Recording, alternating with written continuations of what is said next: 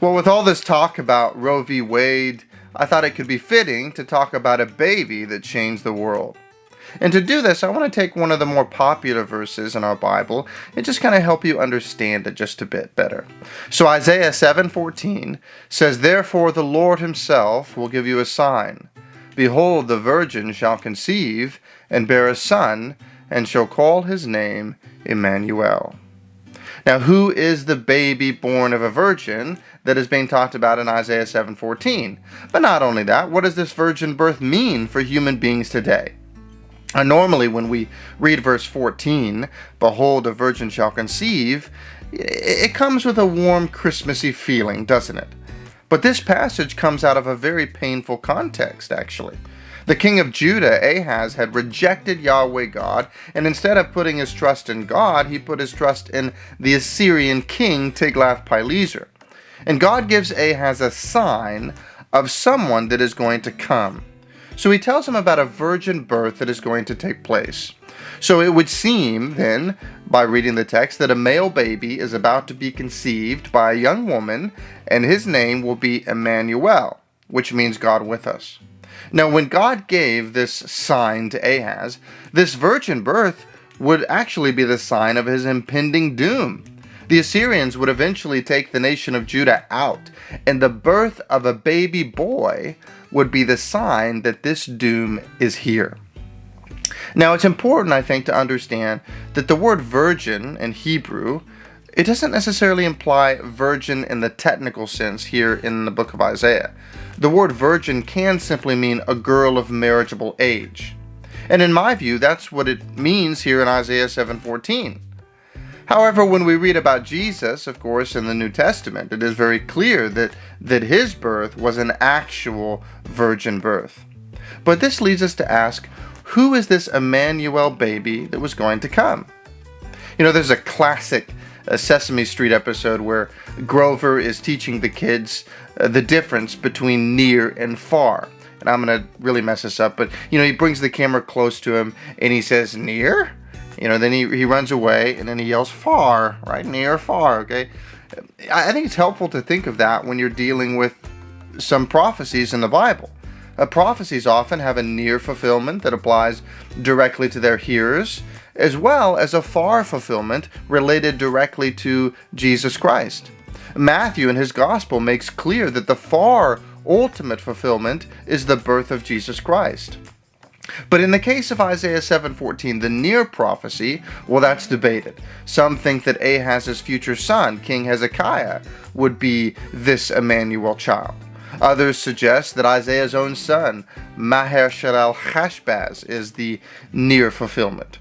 In fact, if you look on to chapter 8, verse 1, what do you read? You read about Isaiah's wife becoming pregnant and having a baby.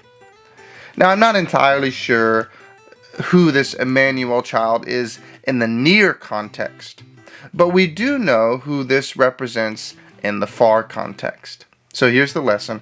God has given us the sign of Jesus to lead us to trust in him.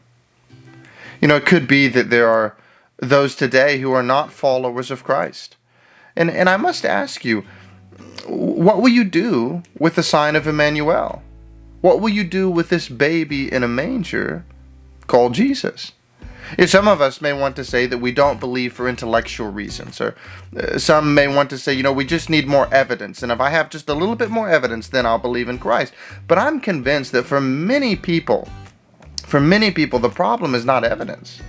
The problem is that, like that of Ahaz, the problem is our own will.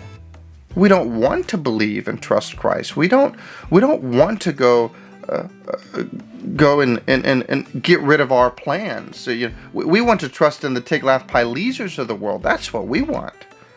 Because if we become a follower of Jesus, what does that mean? Well, that means that we have to be prepared to move on to whatever path God calls us on and to throw out our own plans. We don't want to acknowledge this baby in a manger, because that means that we must give our lives completely over to him. This means that this life is no longer about us. And we prefer to live in a world that revolves around us, don't we? But this world, it doesn't revolve around us. It revolves around God. He came down to this world. God became a human embryo So he could be truly God with us. At 5 weeks, he was the size of an apple seed. At 10 weeks, he was the size of a prune. Week 15, he was the size of an orange. And eventually he grew up and he died upon a cross. You see, God didn't just come down to simply live amongst human beings, but he died to take the punishment that we deserve. God with us, Emmanuel, it's not just some cozy idea. It's not just a promise of companionship. It is an offer of salvation. If you're not a Christian today, what would it take to make you a Christian? What sign do you need? You know, signs will either confirm faith or they will confirm unbelief. For those in Isaiah's day that knew about the prophecy of Emmanuel, it was a sign that God was with them in the dark days ahead. And for Christians all around the world today, we celebrate this sign, this baby, every single Christmas.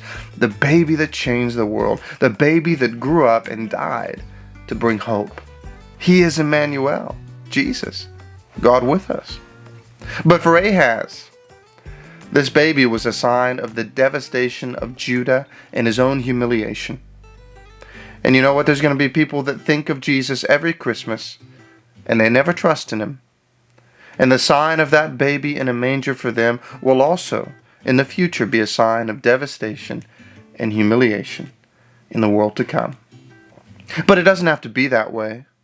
You know, I heard the story of a mother in South America who was so broken she lost her daughter to a life of prostitution. And the mother, she couldn't take it, so one day she left home and she traveled to the city where she knew her daughter was. And she had hundreds and hundreds of copies of her daughter's picture made. And she went all over the city and she stuck up her daughter's photo everywhere she could go in hopes that her daughter would stumble along and come across the photo of herself and contact her mother. The mother had written 8 words on the photograph for her daughter to read.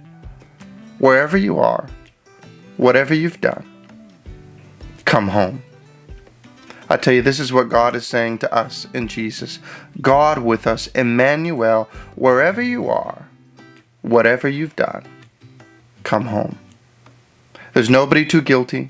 There's no sin upon our conscience that would keep us from being forgiven by Emmanuel.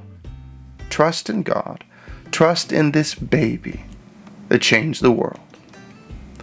Well, if you've been helped by this video today, please go ahead and take some time to smash the like button, because that will help this video be pushed out to more and more people that can be helped by it.